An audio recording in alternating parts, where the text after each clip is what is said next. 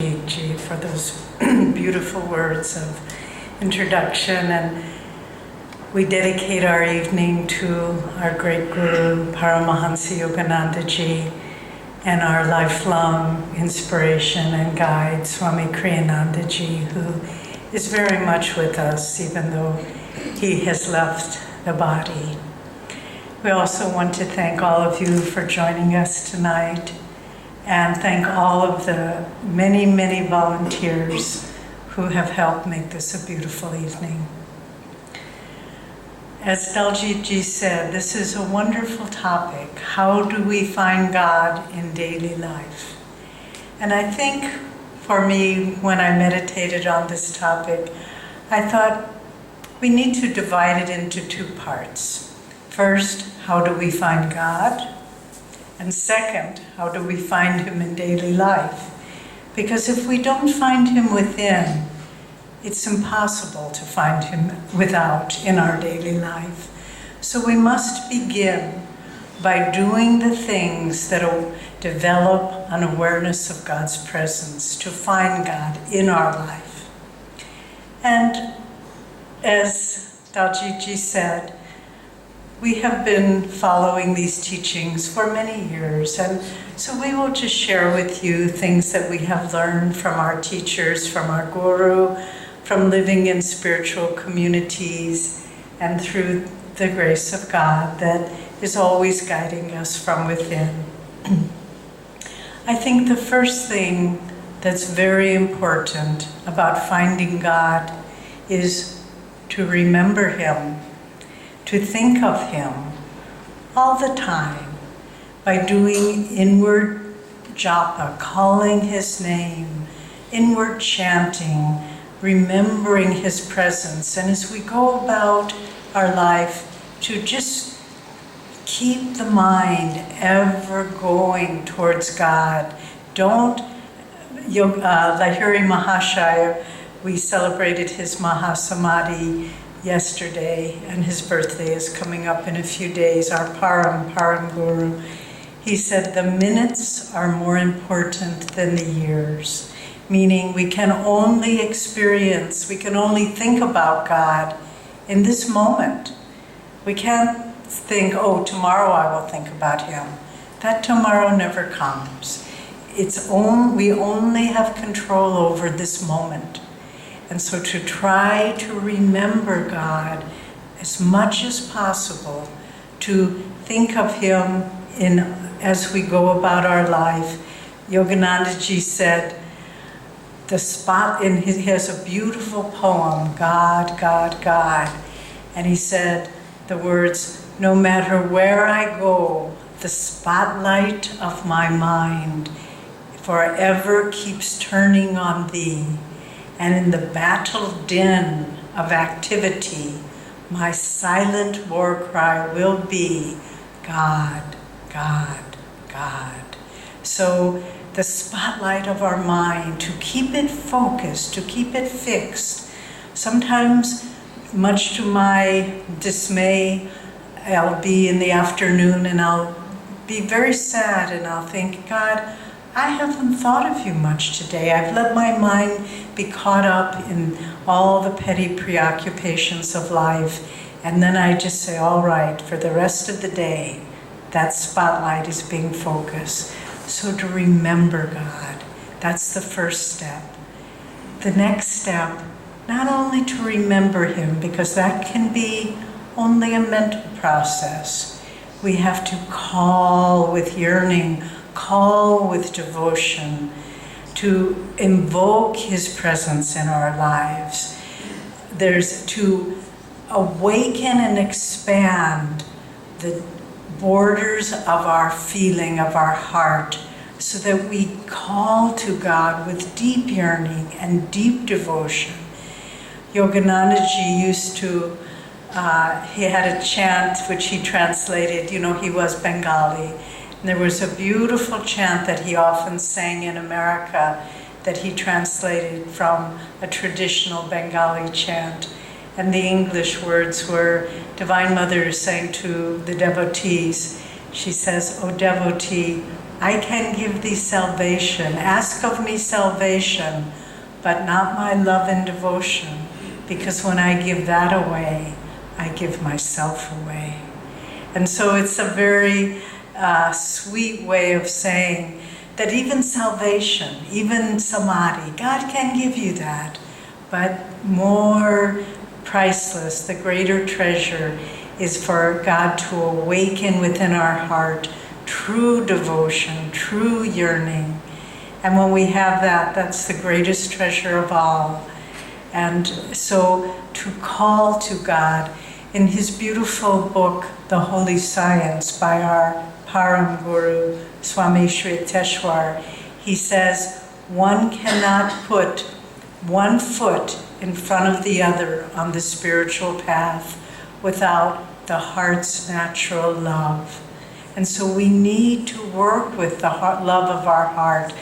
Yes, it's fine to love our family, to love our friends, but there's something so much more. A friend of mine gave me a book, an interesting book, and there was a quote in it that I found very interesting. Someone said, in each of us, in our hearts, there is a God-shaped hole that only God can fill. So it's like a square peg in a round hole, you know. Nothing else can fill that hole in our heart except God's presence. And so we need to try to expand the boundaries of our heart, to say, Lord, I just love you a little bit, but I know that's not enough. That's, once we shared this story recently, but Swami Kriyananda, as you know, was with Yoganandaji for the last 3.5 years of his life, of Master's life. Swamiji was a young man. He came when he was only 22 years old. And he was sitting one day at Master's feet with so much devotion, so much gratitude to be at the feet of such a great, great man of God, one who is one with God.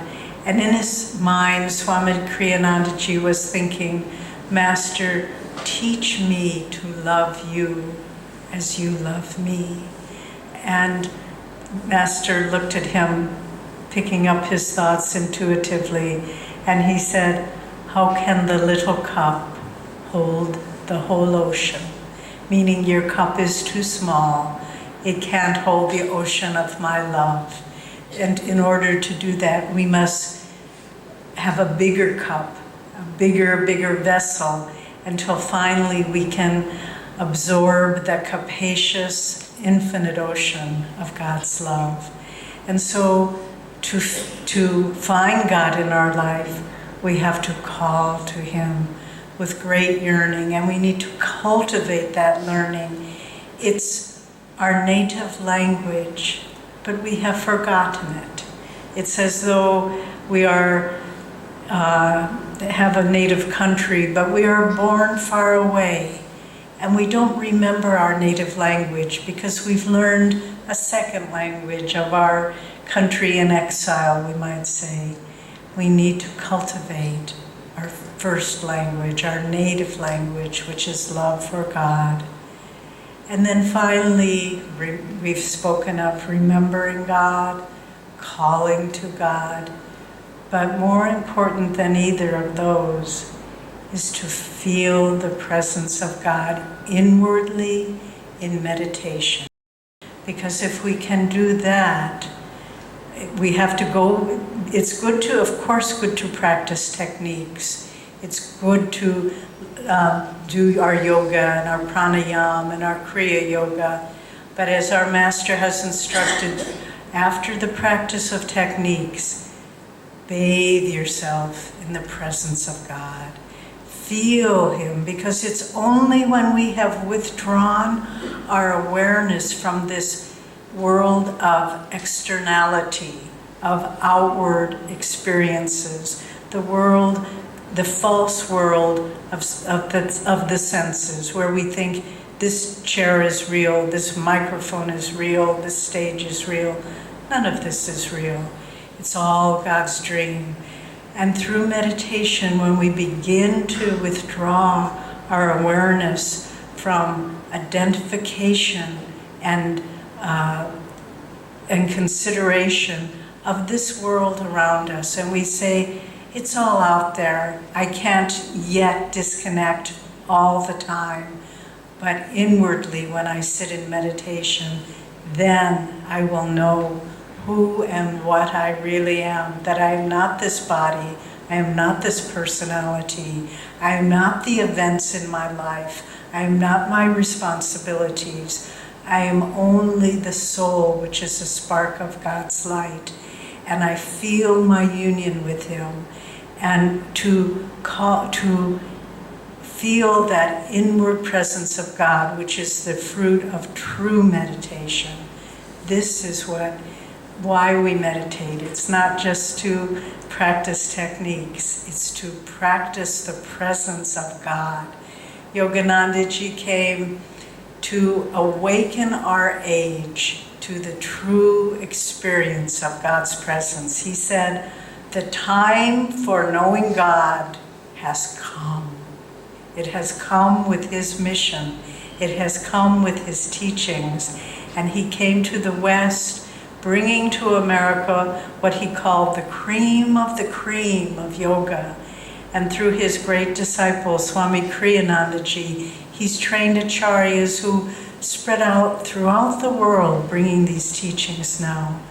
And so we need to understand this. Someone asked Yogananda, is this a new religion? He said, no, it is a new dispensation, a new giving forth of ancient teachings and techniques that are very relevant to our age, to our civilization, to the problems that we find facing each one of us.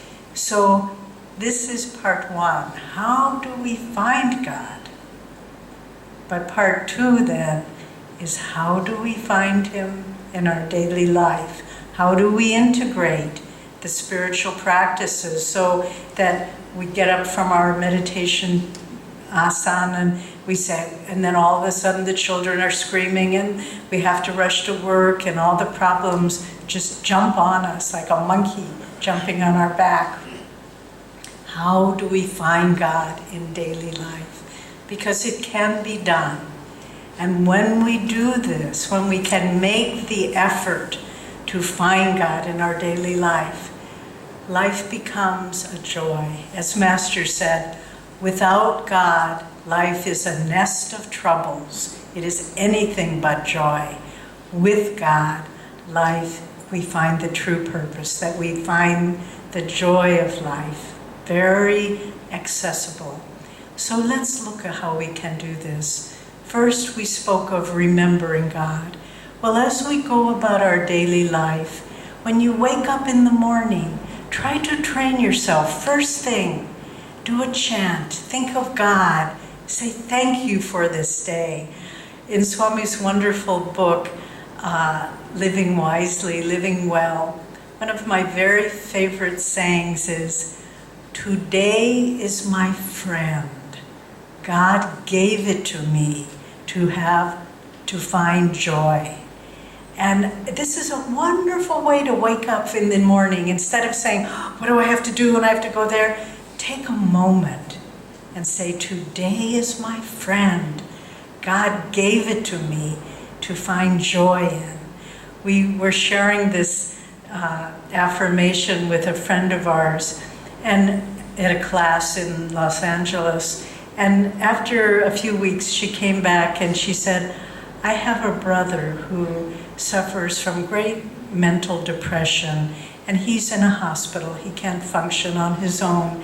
And one day I went to visit him after our class, and you know how there is a white board in many hospital rooms where the doctors and nurses write down instructions. Well, our student said, I wrote that affirmation on the board in my brother's room. Today is my friend.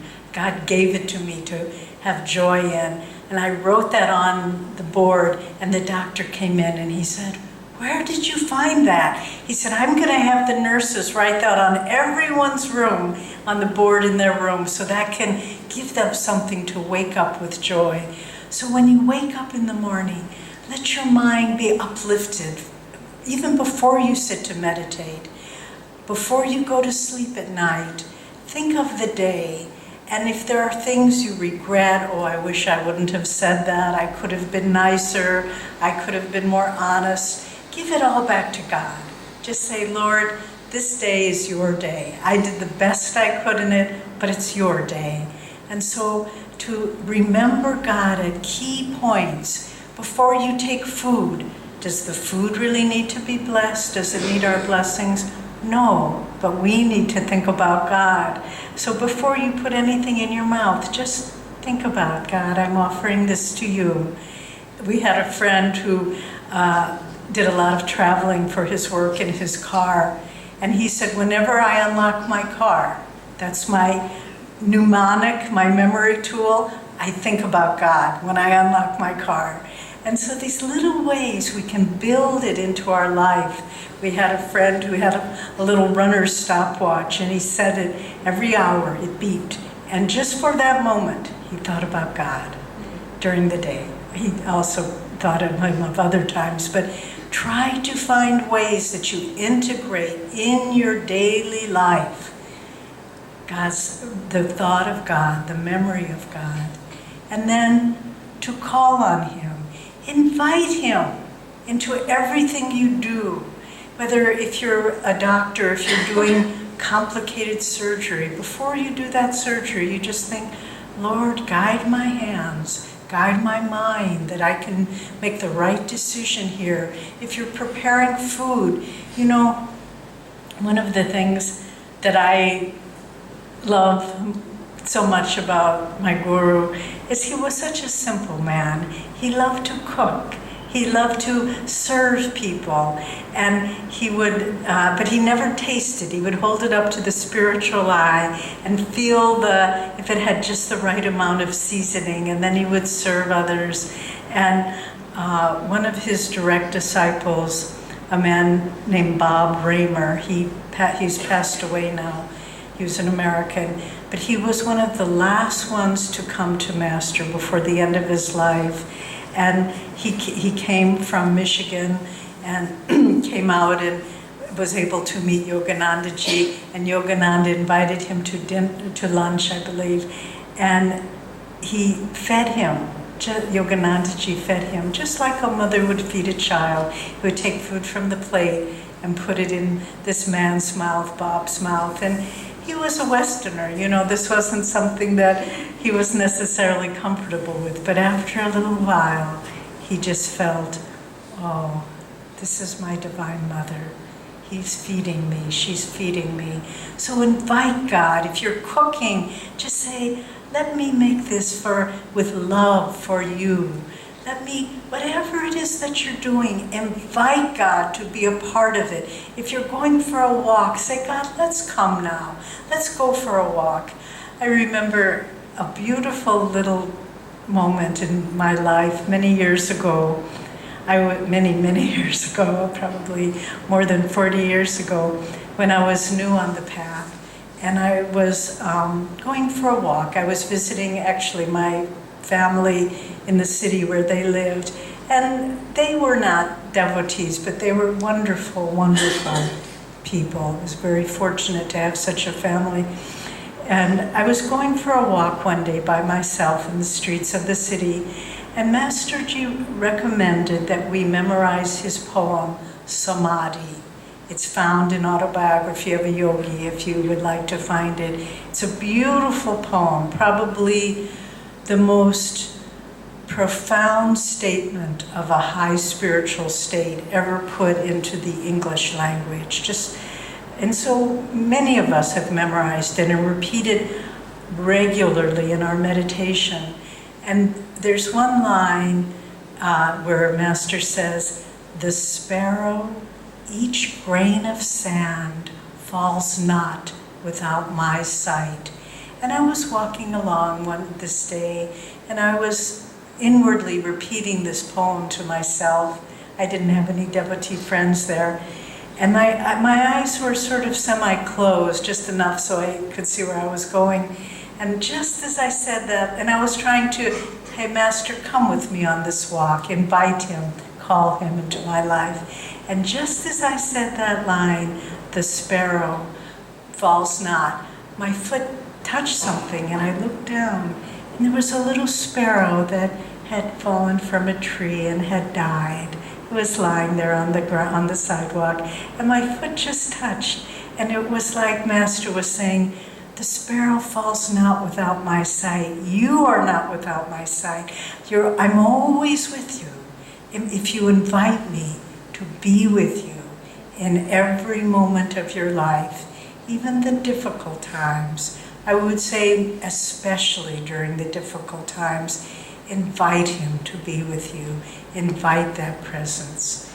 And then finally, remembering, calling, and then feeling. Be aware that God is always there. Oh, try to, when you feel his presence in meditation, try to stop throughout the day and say, Master, are you there? Can I feel you? And you will be surprised how often you just feel this beautiful reassurance, beautiful things that could not be simply coincidence, like when I stepped on the little sparrow. Just, if we want to feel God in our daily life, we have to expand our awareness, we have to invite him, and we need to be aware on a greater than sensory level that his presence is there. And coupling all these things now, remembering, calling, feeling, with right attitude, the attitudes that help us to get through our daily life. And what are some of these to help us to feel God there? The first one, I would say, is a sense of nishkam karma. Whatever we have to do in our life, just think, God, I'm doing it for you. This is service. I am free. I really don't owe anyone anything. I come into, as Lahiri Mahashaya said, we come into this world alone, we leave it alone, we exit alone. And we need to remember that however many responsibilities we have, nevertheless, this is God's life. And try to go about have the attitude as you go about your responsibilities, just saying, whatever comes, I am not attached to the outcome. I'm not attached to the results. I do this only in service. I remember reading a wonderful illustration that Ramakrishna gave, where he said the devotee should live in this world like a maidservant in a rich man's home. In the morning, they leave their little village, they come to the rich man's home, they clean and wash and cook, whatever they need to do, but then at the end of the day, they return to their home. That's a metaphor, of course. Our home is our home in God. We leave that, we go out into the world, we do what we need to do, but then at the end of the day, return to your home in God and give it all away. It's not yours. I remember when I was a little girl, I would watch my parents and my family, and they would rush around and be doing this and be doing that, and I remember just watching them and feeling very inwardly detached and not really understanding, why are they so concerned about all these things? Why is it so important to them? And I never really did understand, unfortunately. That's why I left that life. But in any case, to do what you need to do, but with a sense of inner freedom, not with attachment. Another very important attitude is to as Master put it, be even-minded and cheerful. No matter what happens, we don't have to react to it. We don't have to say, oh, this is terrible, this is wonderful, oh, I'm so happy, oh, this is the worst thing that could happen. Just find that place of even-mindedness. Yoganandaji gave a beautiful illustration. He said, think of the horizon line. The superconscious state, or the state of God awareness, is like the horizon line of the ocean, where there is the sky above and the ocean below. But that simple, thin line of the horizon, that's where God's presence is. And so to find that point, not the elation, not the depression, but just to live with equanimity. Because if we want to find God in our life, we have to rise to His level. We can't say, come down to mine. Come down to my emotions. Come down to my anger. Come down to my bitterness or jealousy or depression, any of those things. We have to rise up to His level and say, I will live on that level of calmness and peace. And then finally, my last point, and then I invite Jyotishji to share. If we want to feel God in our life, we need to live in a state of joy, no matter what happens. And I know this is not easy, but Swamiji said, joy is not the reward, it is the solution. So we don't just wait till everything happens and it's perfect and now we're happy. It is the solution. If we live life with joy, then we feel God's presence. Do you remember in the wonderful chapter in Autobiography of a Yogi, An Experience in Cosmic Consciousness, where Master is begging his guru, Swami Sri Yukteswar, to give him the experience of samadhi. By the way, his poem, Samadhi, is in that chapter in Autobiography. And finally, Sri Yukteswar agrees, and he touches Master, taps him on the heart. And then Master describes that experience, so beautiful, so beautiful. Please read it in his words. But essentially, his consciousness expands and expands till he said, I see all of creation as the lights of a distant city twinkling afar. And he's in absolute bliss. And then finally, Sri Yukteswar, after some time, taps him again, and the experience is gone. And then Sri Yukteswar, if you remember, hands him a broom. He said, come, let's sweep the porch. He said, we must be practical in our life. There is still much to be done. And then after some time goes, a few days go by, Master comes to his guru again and says, Guruji, when will I find God? And his guru says, but you have him already, he says with some surprise. And he said, oh, I don't think so. He said, whenever you are able through meditation and devotion to return to the joy you felt in that deep experience, that is God. And the Master writes, I came to understand that God is the ever new joy that one experiences in meditation. So if we want to find God in daily life, we have to dynamically, with willpower, with decisiveness, choose that joy in every circumstance, and then we find God always with us in our daily life.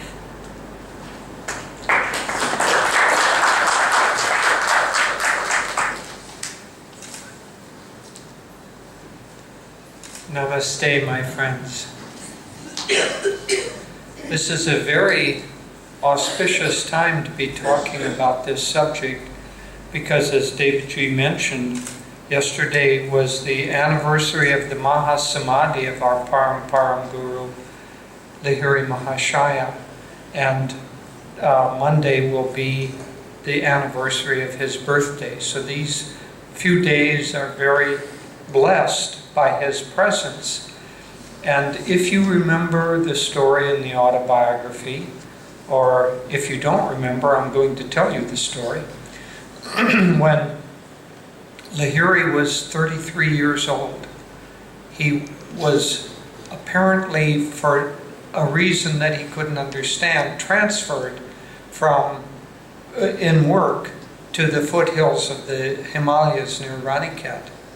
And during that time, even though he had been transferred, he had very little to do.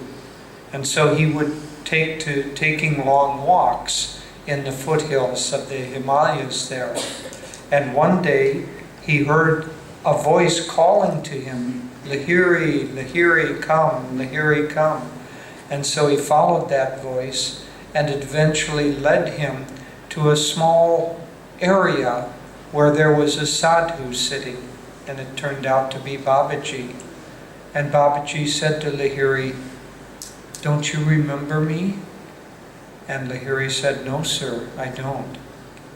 And Babaji touched him on the chest, just as Sri Yukteswar had touched Master on the chest.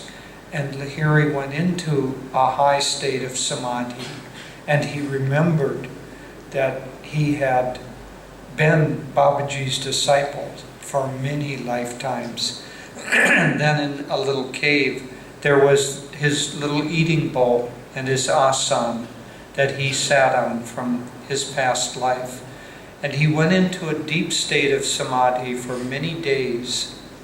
And at the end of that time, Lahiri asked, in fact, begged Babaji to allow him to return, to stay there with him in that little band that was with Babaji and had no worldly responsibilities, had only a simple life in God. Now, we can think that, but if Babaji is really in charge of the spiritual development of this planet, I don't think he's without responsibilities. So let's assume he's got his job tasks to do also. But nonetheless, we have this fantasy that he is just there, able to relax and be with God. At any rate, Lahiri wanted to stay with him. And Babaji said to him, "It is not without purpose that I have waited until you have a life of responsibility." By that time he was married, he had a job, and he had children. It was not without purpose that I waited until you had those worldly responsibilities in order to call you here and to give you this awakening, because it's your job to return to that life and to show men and women everywhere that they do not have to leave the world in order to find God, but that you can find God even if you carry on your worldly responsibilities. And so, in fact, this was the reason, really, that Lahiri incarnated. And as a great, great gift to the world, he asked Babaji if he could loosen the restrictions that had, up until that time, been a kind of constriction on the giving of Kriya Yoga, so that up until that time, Kriya could be given only to highly advanced devotees. But Lahiri said, there are hungering men and women who want to know God, and they need this technique in order to become highly advanced. Can't you loosen the restrictions so that I may give this technique to sincere men and women? And Babaji said, God has spoken through you. In fact, it was all a drama. It was time for a new kind of worshiping of God to be released into the world. And we are the recipients of that grace, because our path teaches as its central technique the technique of Kriya Yoga. But the point here is that this path of ours is not a world-rejecting path.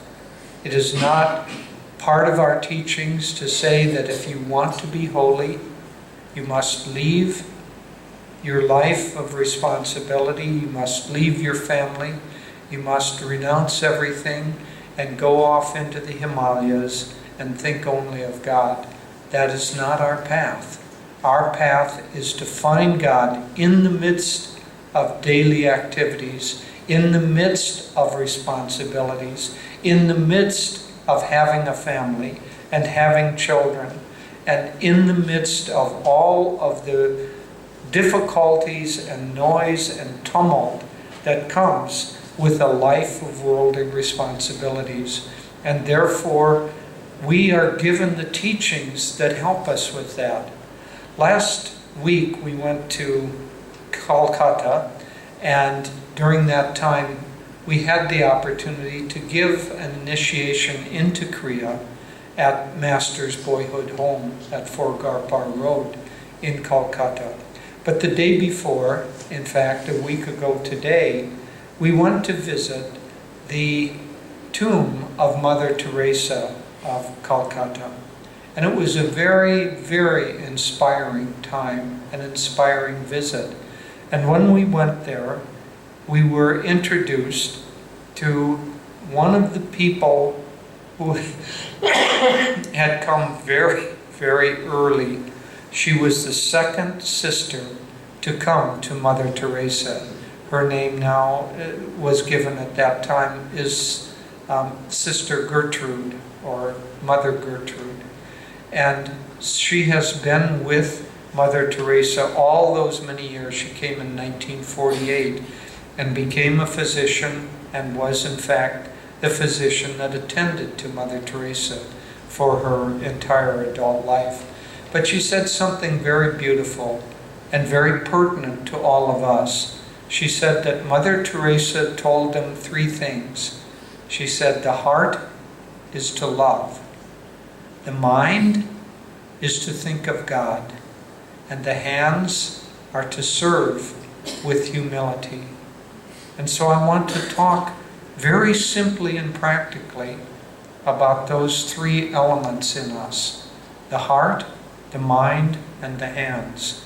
Because if we're going to bring God into the daily life that we all lead, we can't go into the puja room or go into the meditation room and do our meditations and then leave and think, well, I've done my part for the day, and then go out and get completely absorbed and mentally distracted and lost in the busyness of the day. We have to find a way to make the transition to bring God with us into daily life.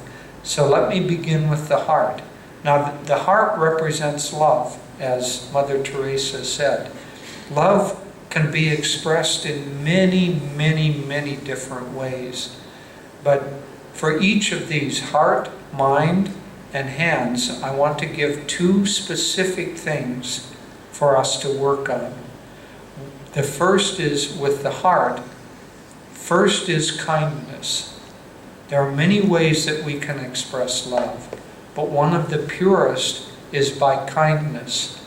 Not just kindness to the people that you like, but kindness to everyone and everything.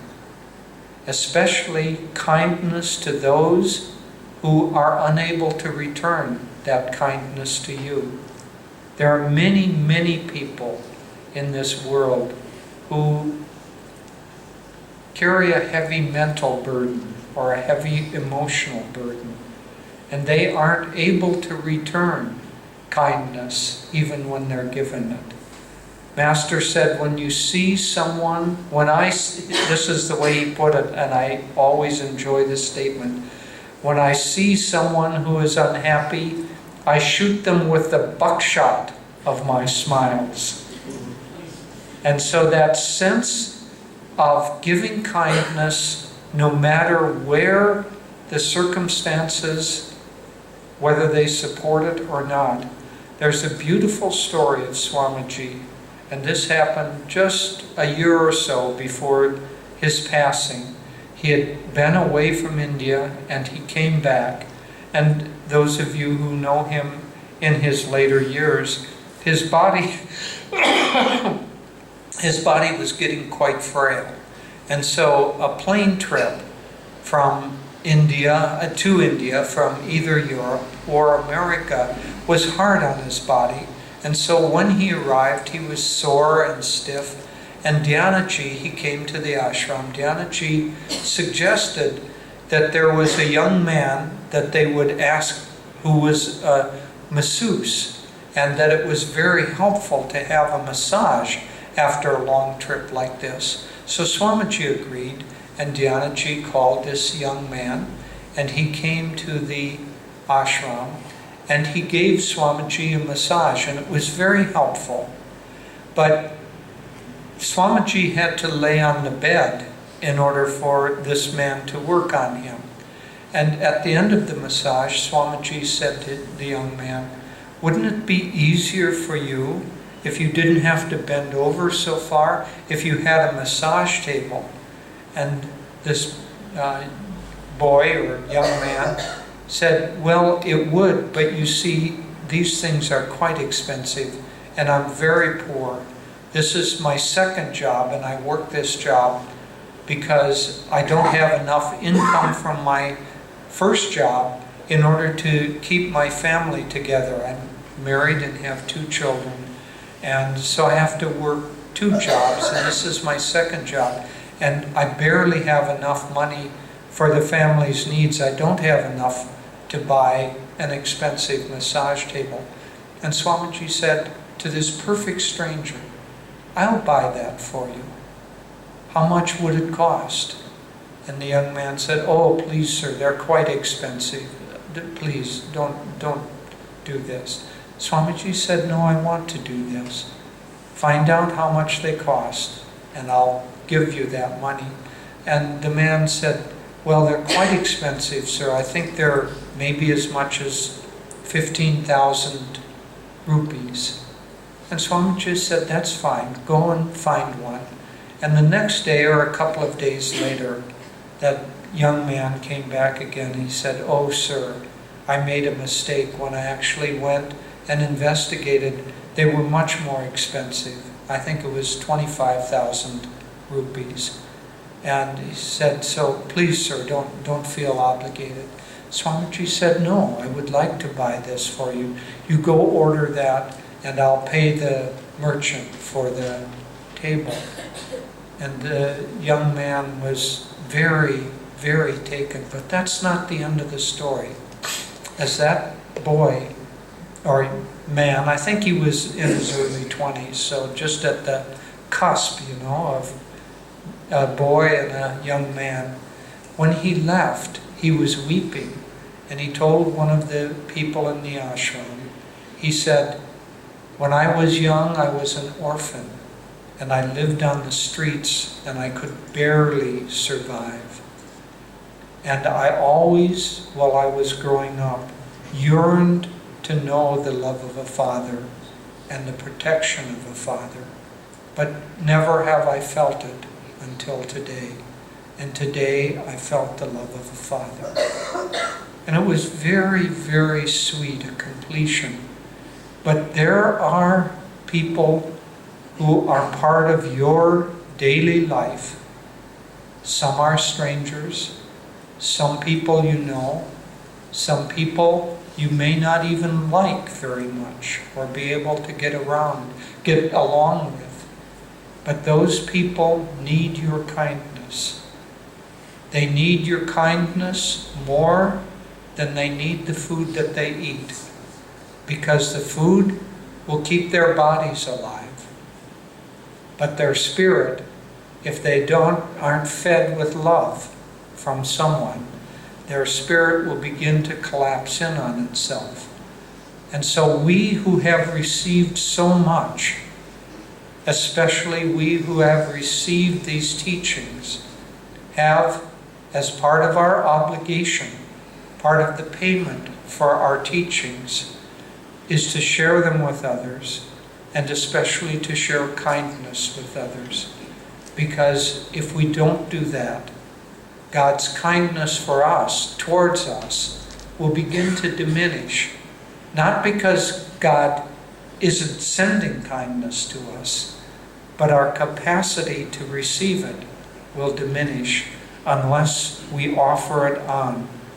That which we hold to ourselves will dry up. That which we give to others will expand. That's one of the laws.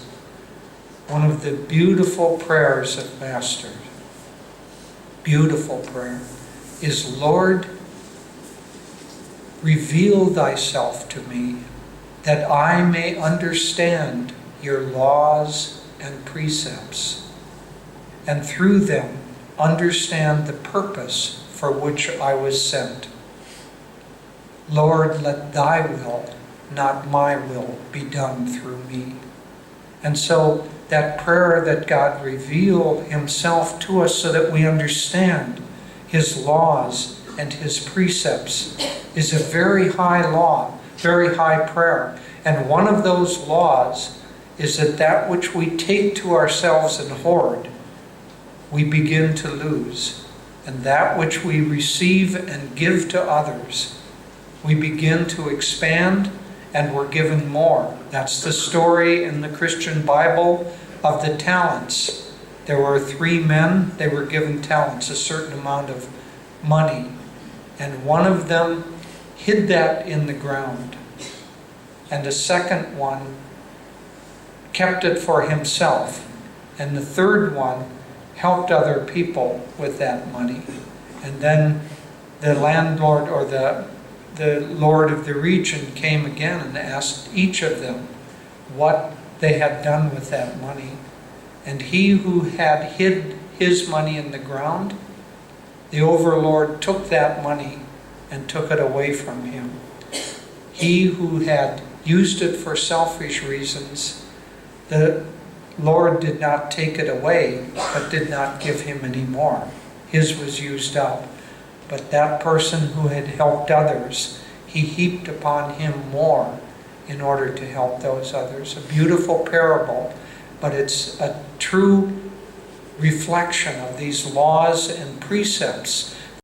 If we learn them, our life will turn around. So kindness is one aspect, and every day try to find a way to be kind to someone who may be a little hard for you to be kind to. That means probably a stranger, or even harder, someone that you have personal difficulties with.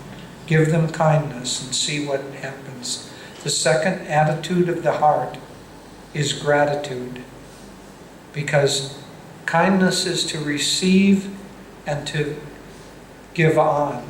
Gratitude is to be thankful for that which we're given in the first place. And now, gratitude is a very, very powerful emotion. One of the things that they have found in medical studies is that those people who are grateful heal faster, are healthier, many, many aspects. Their immune system changes. So the attitude of gratitude is one of the key attitudes in life. And we should train our minds. See, our minds are trainable. Master said that our minds are trainable. I was reading Ananda was saying, our minds are trainable. Said, if we have children, we don't say to those children, just go and play. You don't need to study. You don't need to go to school. You'll be just fine without studying, without any discipline. We say to them, you have to learn. You have to be trained. You have to go to school. Said our mind and our hearts are the same. We have to train them. So our minds can be trained to respond with gratitude to that which comes to us. And when we begin to do that, everything begins to change. Now, it should be easy to respond to things that are good and to be thankful for them. Unfortunately, it isn't, because when things are good, we're happy in the things themselves and we forget the giver. And so, Master's prayer, for instance, at taking meals, is to remember the giver behind the food, not to be thankful just for the food. But it isn't just food. Well, I'll tell you a story about food, a fun one. We had a friend. There is a particular kind of a cleansing diet that Master recommended. It's called the 9-day cleansing diet. And for 9 days, you eat a lot of citrus, a lot of citrus foods, a lot of raw vegetables, and each day you get one steamed vegetable. Well, one of our friends was on this 9-day cleansing diet, and it was day number 5 or 6, somewhere in there. And he had spent the morning doing relatively hard work. And he came into our kitchen at our meditation retreat in California. And many people were doing this 9-day diet together. And so the kitchen had prepared a steamed vegetable. In this day, it was steamed cabbage. And our friend came in the line and he looked at the steamed cabbage and he thought, yuck, steamed cabbage. And I've been working all morning long. He took a spoonful of it and kind of slopped it on his plate and put his plate down. And he said as he was just about to take the first bite, it was as if the cabbage began to speak to him. And the cabbage said, "How can I give you any energy when you treat me like that?" And so life is going to give us a lot of steamed cabbage. It may come in a different form, but when we slop it onto our plate and we say, "Ugh, I hate this," God is going to say, but not loud enough for us to hear, "How can I give you any upliftment when you treat me like that?" So whatever comes into your life, whatever comes, say, "Thank you, God. This came from you, and it came with a purpose, and it came for a particular gift that I need for my awakening, for my growth, for my non-attachment," whatever it is. Whether it's good, bad, or indifferent, if we react with gratitude, we will be able to turn our life around. It's not always easy. And for myself, I know that I have worked on this attitude for many, many decades. And there is an affirmation that I wrote that helped me. And often I will, or used to, repeat this affirmation as I was walking because it's got a kind of a rhythm. Or I also enjoy running. And so I would repeat it as I was running. And the affirmation is, "I am grateful for my life exactly as it is. I am thankful for this day. I welcome every hour. Thank you, God. Thank you, God. I am grateful for my life exactly as it is. I am thankful for this day. I welcome every hour. Thank you, God. Thank you, God." We need these little reminders in order to awaken in us, not so much the right attitude, because they're there. Gratitude resides in your heart. You don't need to find it from somewhere. It's there. We just have to remember to nurture it like a little plant that needs water and needs nutrients. And so that plant is already growing there. Water it daily with some remembrance and some act of gratitude. So with the heart is for love.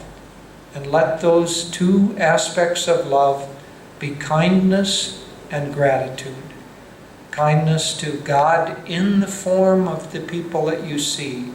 Gratitude to God for everything that you receive. The next is mind, to think of God. The mind is made to think of God. Now this is not easy. There is a great Christian writer who's passed away now. His name is Frank Laubach, and he wrote the book called Letters from a Modern Mystic. And he challenged people. He had a game that he played. It was called the Game of Minutes. And the Game of Minutes is like this, and he would challenge people in a group like this, only it would be in a church service, but people who were gathered together for a spiritual purpose. And he would challenge them. He would say, I challenge you, once every minute while you're here, let your mind think of God for at least just a brief moment. And at the end of his church service, he would ask for a raise of hands. How many of you actually thought of God for every minute while you were here? And 1 or 2 hands would go up. How many of you thought of God for at least 10 minutes while we were here? And a few more hands, maybe a quarter of the people would go up. How many of you thought of God at least twice after I suggested that you think of God every minute? And many of the hands would go up. But how many of you didn't think of God at all? And the majority of the hands. So it is not hard. It isn't the time. It's the non-ability to remember to do it. And so we need little reminders for the mind to think of God. I would suggest too, Devi's already touched on one. She memorized, as many of us have, the poem Samadhi. And repeat that. Memorize something that is particularly meaningful and touching to you, and repeat that periodically through the day. There are many, many gaps in the day. You know, when we give a talk like this, remembering God in daily life, people usually bring up the hardest thing. Yes, but I'm very, very concentrated. I'm working on a formula, and I really have to concentrate on that formula. How am I going to remember God in the midst of doing that? Forget the difficult times like that. Remember God while you're waiting in line. Remember God while your car is stuck in traffic. Remember to repeat your little prayer or the poem during the gaps in your day, which are many, many, many. During the times that your mind needs to be engaged, you can't actively think of God at that time. But as Ramakrishna said, be at that time like the cow. The cow can be grazing, but it always knows in the back of the mind where the calf is. The calf is over there. So you can be busy doing your work, but you always remember God in the back of your mind. But during those times when your mind is not engaged, then actively engage it at that time in the memory of God. And if you do that, God will become more and more active and present in your life until it becomes very active. If you will take a single chant, and this I highly recommend, a single chant, one that you really like and resonate with, and repeat it over and over and over. Don't do many different ones. Go with one for a long time. You will find that in the middle of the night, if you wake up, that chant is going in your mind. In the morning, as you come out of slumber, that chant is going in your mind. During the day, when you are able to have a little break, that chant is going in your mind. So take one thing and keep repeating it, or one poem and repeat that. And I would suggest, as Devi Ji did, Samadhi, or this other poem that she quoted also, God, God, God. It's a beautiful poem. And if you repeat that over and over, God will become actively present in your life and become really a part of it. So one way for the mind to think of God is to take one thing and make it your own until it resonates in the very beating of your heart, in every breath that you take. And it can be done. I know it can be done. The second is to stop once in a while and think of God. You may be thinking, well, I'm so busy, I don't have time. I just read an article where they had done some study to find who produced the most work, who was the most efficient. And so it was some program where I don't know whether it was a bank or insurance company, some program where there were thousands of workers who worked on the keyboard. And they could track how much work they accomplished and track the patterns. And I kind of enjoy these quirky little studies that come up with a single answer that you would never know. Do you know what the prime number is? 52 minutes. Concentrate for 52 minutes and then take a break for 17 minutes. That was the average of the people who were most efficient. So we all understand intuitively that we can't keep going. So in your busy life, do your concentrated work for a period of time. Let's round it off and say for an hour. And then take a little break and refresh the mind. Don't do things that are work related at that time. People usually go off and then they have some tea or some water or something. They talk with others. During that time, think of God. Do a little bit of a 30-second meditation at that time. But so one is to constantly remember something, and the second is specifically to take a break where you think of God several times a day. If you do, you will train your mind to think of God. And the mind, like a child, will get good at it if it's taught its proper lesson. So the heart is to love, the mind is to think of God, and the hands are to serve with in humility. Service is an extremely important part of our spiritual life.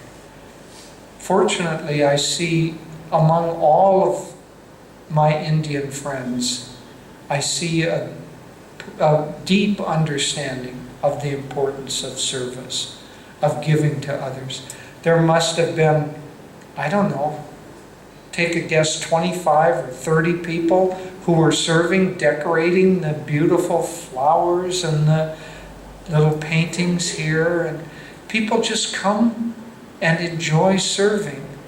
One of the reasons that Ananda throughout the world has become as vibrant and as beautiful as it is built upon tens of thousands of days of service. And service is just to work without thinking at all of what you're getting back.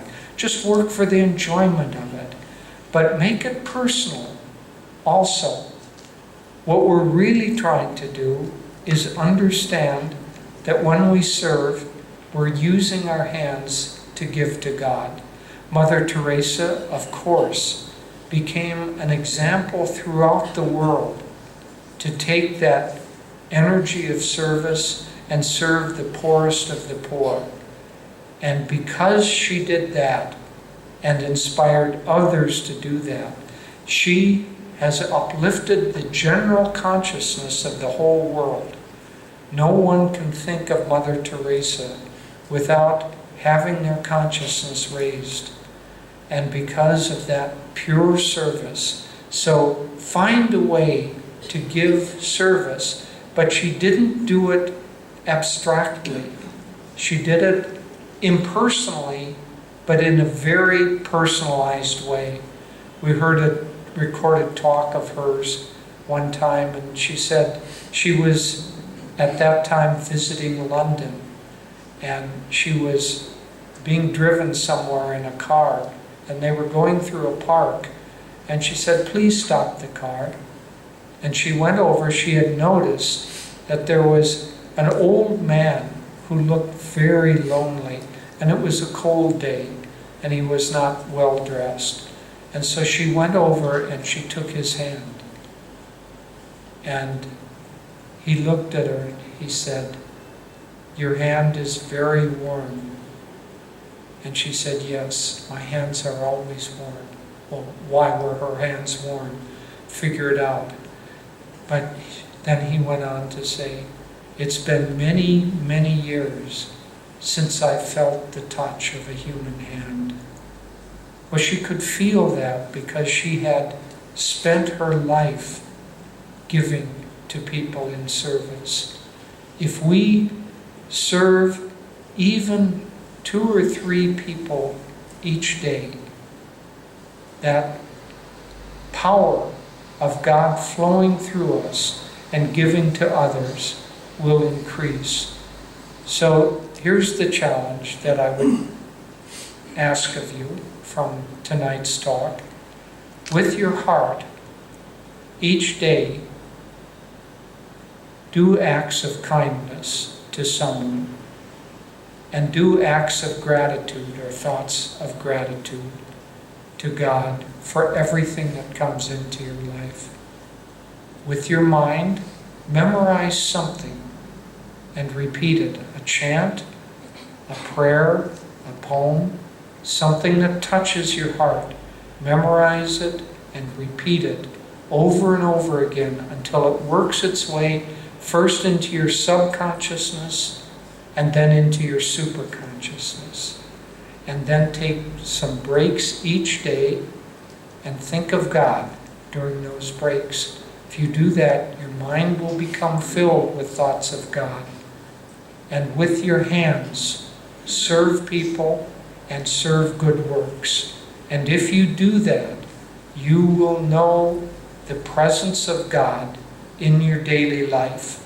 And your Himalayas will become the very point upon which you stand. You do not have to go anywhere. You do not have to change any circumstances of your life. You just have to lead them. The very place on which you stand, lead it with greater remembrance of God, greater love for God, and greater service to God.